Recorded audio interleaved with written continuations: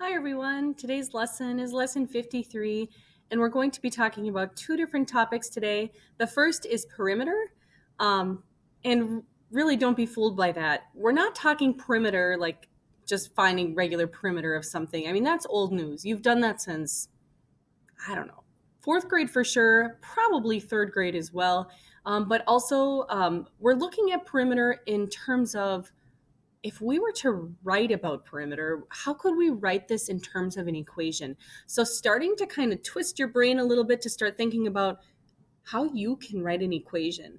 That seems like a strange task to do, but oftentimes in assessments like on the MCAs, for example, they'll ask you kind of an obscure question like, look at the following equation. Which equation could represent finding the side lengths of this object, or pick which equation could represent what we're talking about in this story problem. It's important for your brain to be able to kind of think in terms of an equation and kind of get comfy with thinking about equations like that, because the more comfortable you are in looking at equations, talking about them, and really like diving into what they mean, the more comfortable you'll be. The better you'll be with them, the easier that information will come to you. So we're going to look at some equations with some polygons and finding perimeter of polygons. And then last but not least, we're going to start talking about measures of a circle. Working with circles is a really important skill to understand how to do. I love that we start this conversation right now I almost said fall, but it's winter now. It's technically winter. Maybe not technically. I don't think until the 20th, but it's winter enough. It's December. I like that we have this conversation now because then you are familiar and you're exposed to working with circles and pi by Pi Day. And that, of course, is on 3/14 or 3.14, which is March 14th. And it's a special day in math class that we always celebrate. I, of course, am crossing my fingers that we'll be able to celebrate in person this year and that won't still be distance learning. But if we are, we'll still find a way to celebrate Pi Day on that special day in math class. Without further ado, let's go ahead and take a look at our learning targets for today. There are quite a few. To identify the length and width of a rectangle and use a formula to determine perimeter. That's a review of old stuff. You should feel pretty comfortable finding the perimeter of something, but I'll still talk through it just to warm us up. Find the perimeter of a polygon and of a regular polygon when the length of one side is known. So keeping in mind, they're not always going to give you all of the side lengths. And when they don't, it's to be assumed that you can get that information from somewhere else on the object or in the picture. We'll talk through that as well. Identify the center, diameter, radius, and circumference of a circle. Measure the diameter, radius, and circumference of a circular objects. Okay. I'm going to zoom out just a tiny bit here. So here is what I called a review. So the perimeter, of course, is the distance around a polygon. They even have in quotations here, put a fence around it and add up all the sides. So that's one way to think about it. So we have length and width. Use the formula to find the perimeter of example 1. You can think about this as a formula, or you can just think about what steps you need to take. They give us this side length here, and they also give us the width. So we have 3 centimeters and 2 centimeters. They have not blatantly given us every single side length in this picture, but when this happens, it can be assumed that we can get that information from other pieces of information that they give us around this polygon. So if this length up here is 3 centimeters, we can assume that right here, this is also 3. I'm not going to label right now. If this is 2, if the width is 2 here, we can also assume the width is 2 here. And to find the perimeter, we just add up all of the sides. So we have 3 plus 3 plus 2 plus 2. So we get 6 and 4, and we end up with 10. And labels are important.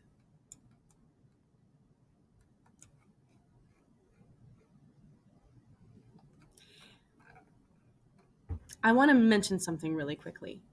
Because I started talking about equations and thinking about equations, one way you could think about this like an equation would look like this. 2 widths plus 2 lengths equals perimeter.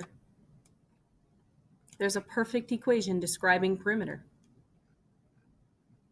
Look at this example. What's the perimeter of this rectangle? Oh, I just did that. We're going to skip past. Okay. 2 times length plus 2 times the width. So that's basically what we just talked about, 2L plus 2W, 2W plus 2L.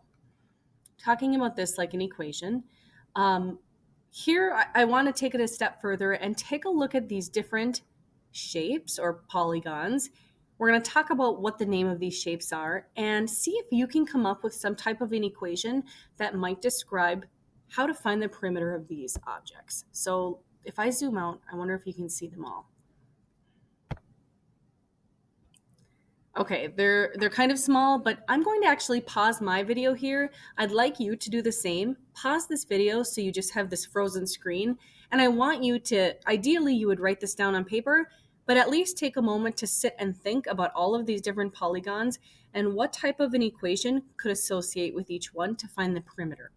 So remember, perimeter is when you add up all of the side lengths to find the distance around the outside.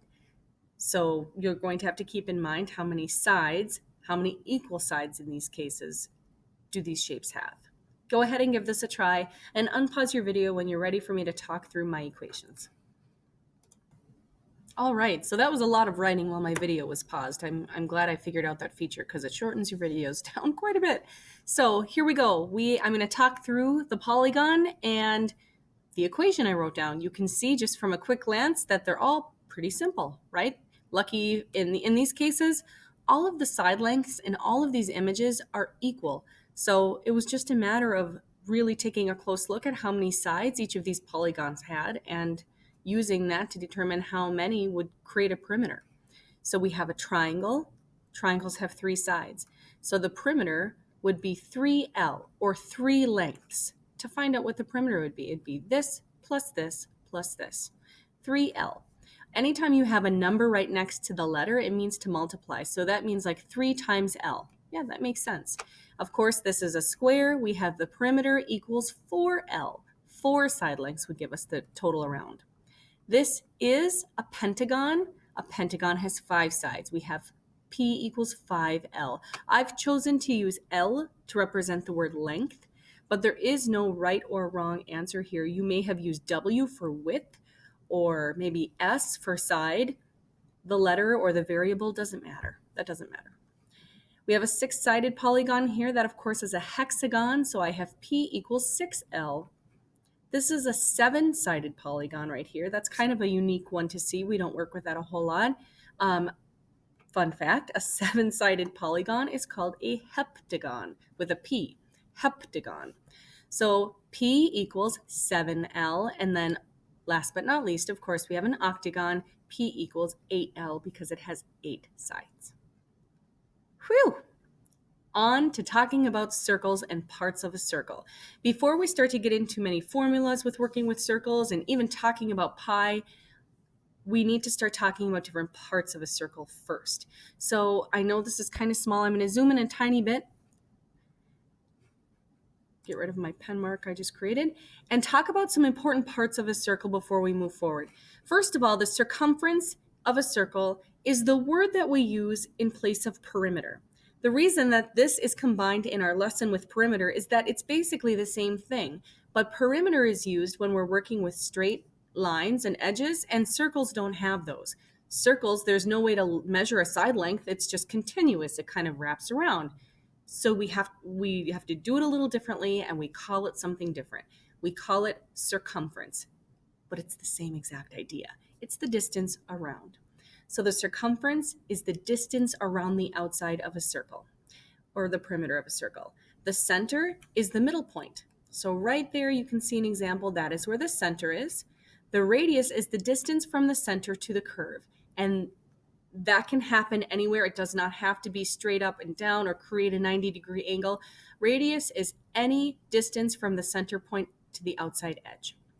The diameter is the distance across the circle through its center. That needs to have an S there. That's going to drive me crazy. It's center. So the diameter goes all the way across, but it must pass through the center in any direction.